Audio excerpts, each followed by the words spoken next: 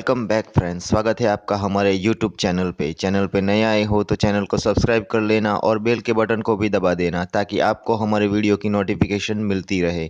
Video अच्छी लगे तो लाइक एंड शेयर कीजिएगा। तो ज़्यादा वक्त न गंवाते हुए चलिए शुरू करते हैं मूवी का एक्सप्लेनेशन। तो आज हम जिस मूवी को एक्सप्लेन करने जा रहे हैं वो है 2019 में रिलीज़ हुई मलयालम मूवी जलीकट्टू का, जिसे डायरेक्ट किया था लीजो जोस पेलिसरी ने।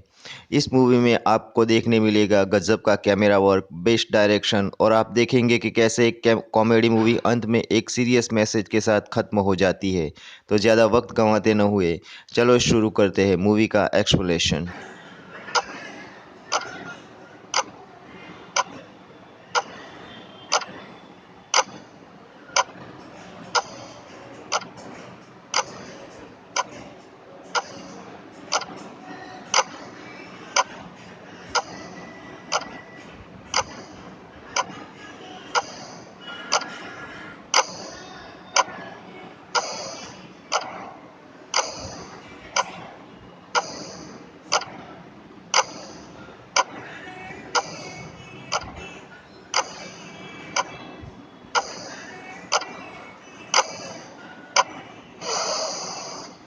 मूवी की शुरुआत होती है लोगों के सोते जागते चेहरों के साथ।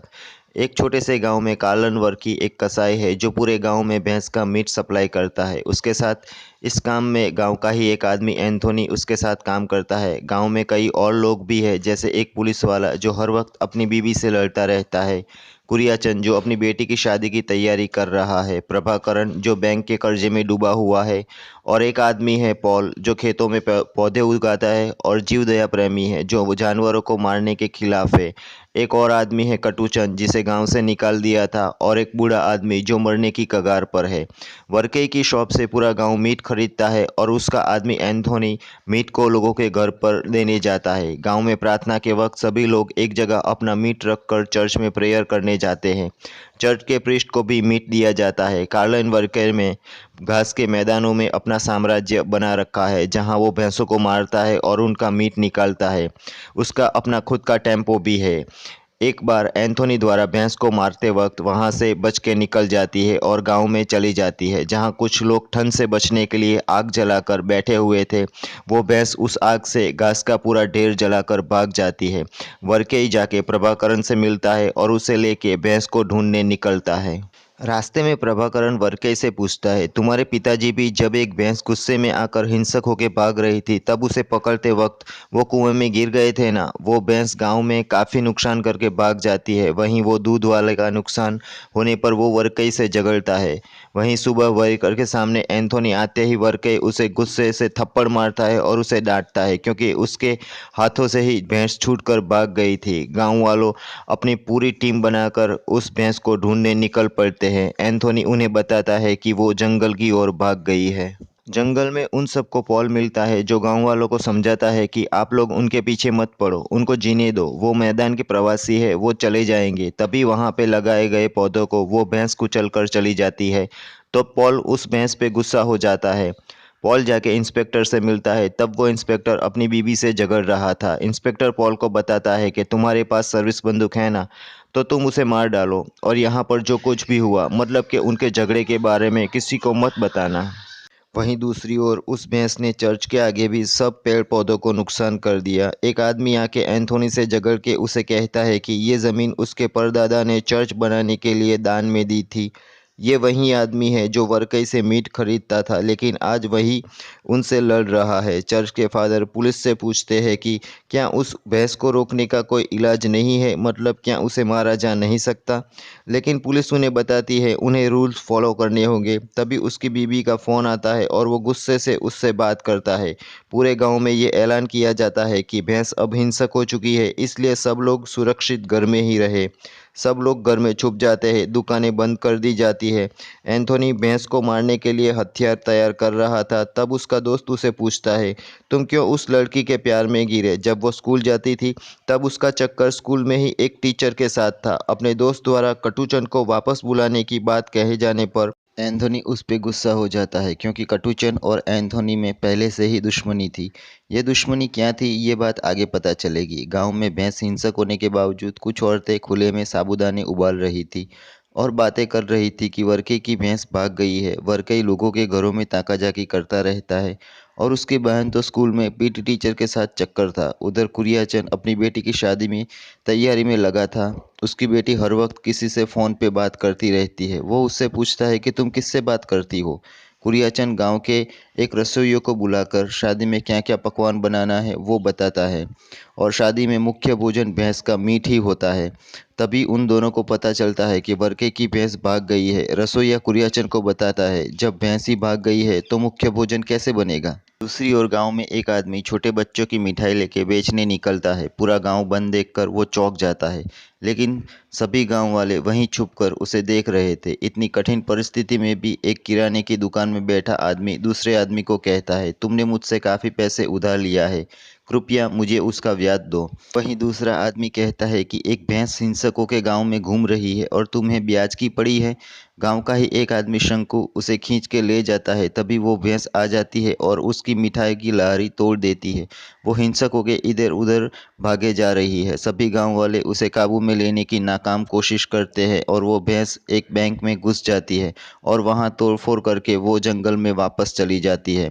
पॉल एक किराने वाले से जिला अध्यक्ष को अर्जी लिखवाता है कि इस गांव में भैंस को अवैध रूप से वध करने को लाया जाता है। वो किराना वाला भैंस को महेश लिखता है, महेश यानी कि भगवान, लेकिन पॉल उसे भैंस लिखने को कहता है और पॉल उस अर्जी को लेके जिला अध्यक्ष को देने जाता है।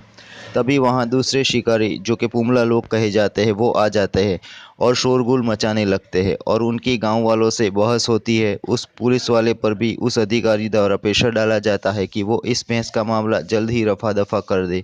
वहीं एक दुकानदार अपनी दुकान पे भैंस द्वारा अस्त व्यस्त सामान को ठीक करते हुए बताता है कि जब वर्कई यहाँ पर कोई ज़मीन खरीद नहीं सकता तो उसने भैंस काट कर उसका मीट बेचना शुरू कर दिया। एक बार ईस्टर की शाम को एक भैंस को आज़ाद कर दिया गया।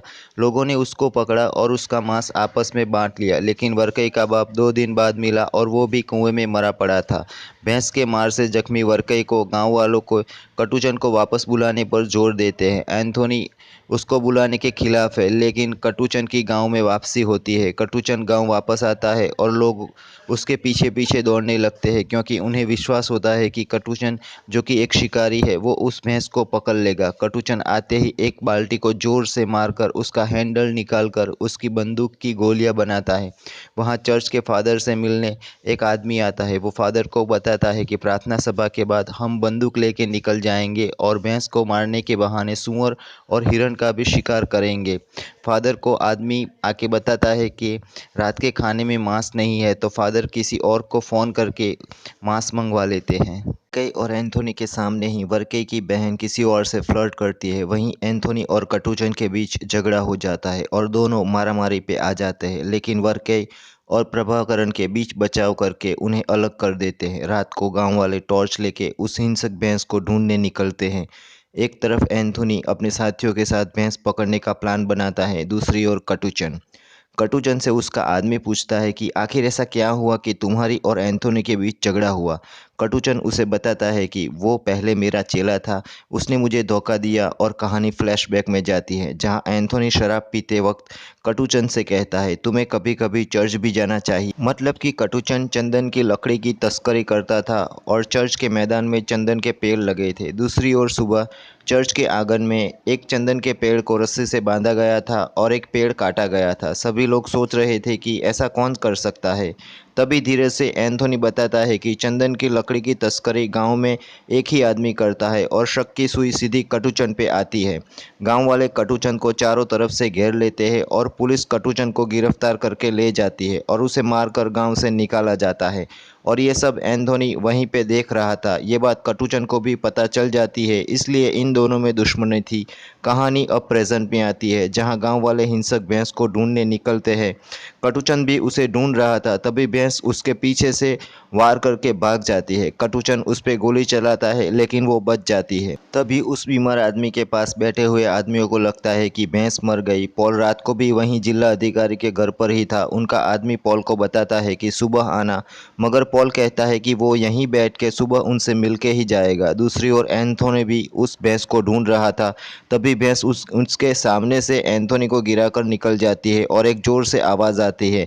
एंथोनी उस आवाज़ के पीछे भागता है और देखता है कि भैंस एक कुएं में गिर गई है। एंथोनी लोगों को आवाज़ देके बुलाता है और सबको बताता है कि उसके द्वारा बनाए गए जाल में फंसकर ही भैंस वो कुएं में गिरी है, और सभी लोग भैंस को ऊपर से देखते हैं और यहाँ मूवी का इंटरवल होता है।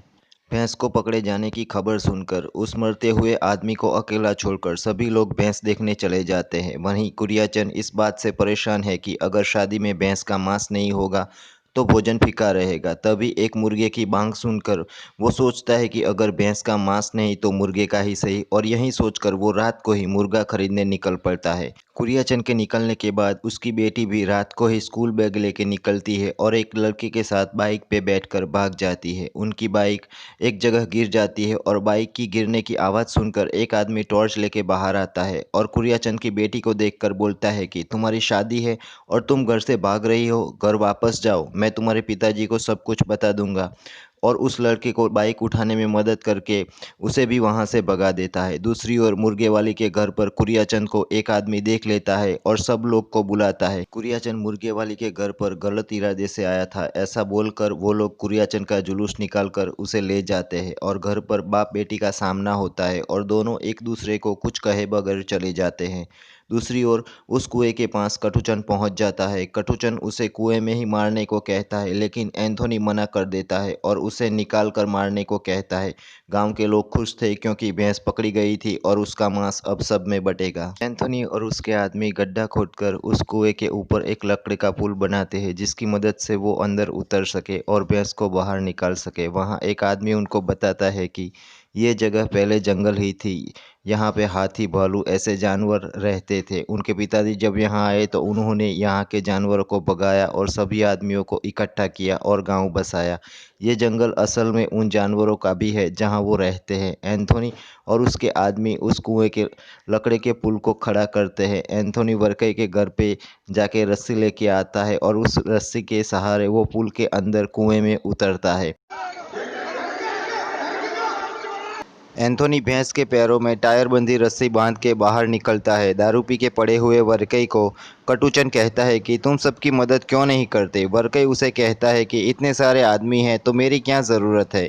भैंस को कुएं से खींचकर बाहर निकाला जाता है। कुएं के बीच में दो बड़े लकड़े लगाकर भैंस को उस पर बिठाने की कोशिश होती है। तभी वहां बारिश शुरू हो जाती है। जो लोग भैंस को खींच रहे थे उनके हाथ गीले होने के कारण फिसलने लगते हैं। आखिर में भैंस के पैरों में लगे टायर वाली रस्सी निकल जाती है और भैंस भागने लगती है। वहाँ पे अफरा तफरी मच जाती है, सब लोग भागने लगते हैं और इसी भागदौड़ में एक आदमी की मौत हो जाती है। एंथोनी उस मरे हुए आदमी के घर जाता है तो सब लोग एंथोनी को धक्के मारकर बाहर निकाल देते हैं, क्योंकि उसकी मौत का कारण लोग एंथोनी को मानते हैं। अगर भैंस को कुएं में ही मार डाला होता तो ये सब नहीं होता। रात को पुमला लोग और गांव वालों के बीच झगड़ा होता है। पुलिस अफसर उन्हें छुड़ाने की कोशिश करते हैं, लेकिन वो पुलिस को बताते हैं कि गांव में एक आदमी की मौत हो गई है और पुलिस कुछ नहीं कर रही है। ऐसा कहकर वो पुलिस वैन जला देते। तभी पुलिस वाले की बीवी का फ़ोन आता है और वो और गुस्सा हो जाता है। पुलिस गांव वालों को साथ लेकर पुमला लोगों को ढूंढने निकलती है, लेकिन तब तक वो लोग भाग जाते हैं। रात को गांव वाले एक बार फिर उस भैंस को ढूंढने निकलते हैं। वो लोग अपनी अलग अलग टीम बनाकर सभी जगह उस भैंस को ढूंढते हैं। भैंस को रोकने के लिए तारें लगवाई जाती है, रास्ता बंद करने के लिए रास्ते में आग लगाई जाती है, पेड़ काट के रास्ता बंद कर दिया जाता है और बाद में सभी लोग भैंस ढूंढने निकल पड़ते हैं। अचानक से भैंस उनके सामने आ जाती है और सब लोग इधर उधर भागने लगते हैं। कटुचन उसको काबू में लेने की नाकाम कोशिश करता है और वो भैंस गांव के एक आदमी को घायल करके चली जाती है। उस घायल आदमी को वर्के के टेम्पो में डालकर अस्पताल ले जाया जाता है और फिर एक बार भैंस को पकड़ने में जुट जाते हैं। इस बार भैंस का सामना एंथोनी से होता है, लेकिन एंथोनी हिंसक भैंस को देख के वहाँ से भागने लगता है और वहाँ कटुचन और एंथोनी की झड़प होती है। कटुचन एंथोनी को दबोच लेता है और उसे बताता है कि भैंस तो एक बहाना है, असल में वो उसे मारने ही गांव वापस आया है। तभी भैंस उन पर हमला कर देती है। कटुचन भैंस को पकड़ता है और एंथोनी को उसे मारने को कहता है, लेकिन उल्टा एंथोनी कटुचन को चाकू मारकर घायल करके भाग जाता है। घायल कटुचन वर्के को बताता है कि एंथोनी ने उसे मारा है। भैंस को आता देख पुलिस वाले के साथ गांव वाले भी रस्सी बांधकर रास्ता बंद कर देते हैं, लेकिन भैंस इतनी ताकतवर होती है कि इतनी बड़ी रस्सी से भी वो उसका रास्ता रोक नहीं पाए और वो वहीं रुक जाती है और सब लोगों को देखती रहती है कि आखिर क्यों ये सब मारने पर तुले हुए हैं। गांव वाले उसे पकड़ने की कोशिश करते हैं, उसे हथियारों से घायल किया जाता है। एंथोनी उसके ठीक पीछे था। गांव वाले भी भैंस के पीछे पड़े हुए थे और वो एक पुल से गुजरकर आगे चली जाती है, जिसमें सबसे आगे एंथोनी है।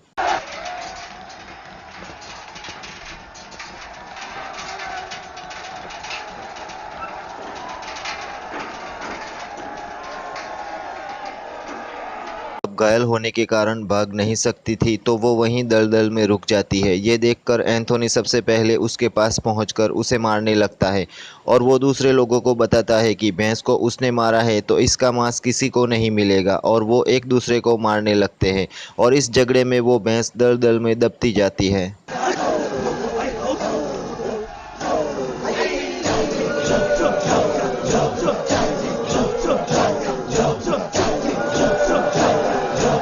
वहाँ पे और गांव वाले भी आ जाते हैं, क्योंकि भैंस का मांस बंटने वाला था, लेकिन वहाँ इंसान ही जानवर बन गया था।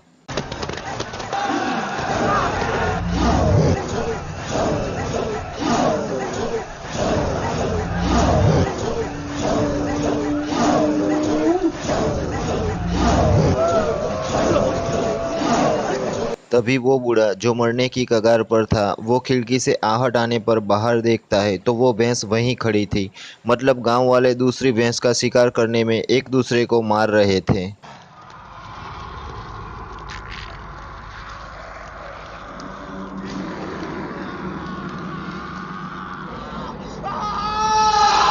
सब लोग एंथोनी को नोचने लगते हैं और मूवी ख़त्म हो जाती है। मूवी के अंत में हमें दिखाया जाता है कि पहले के ज़माने में जब आदमी ने तरक्की नहीं की थी, तब जब वो जानवरों को मारते थे तो वो अपने लोगों में भी मांस खाने के लिए एक दूसरे से लड़ते थे और मूवी ख़त्म हो जाती है।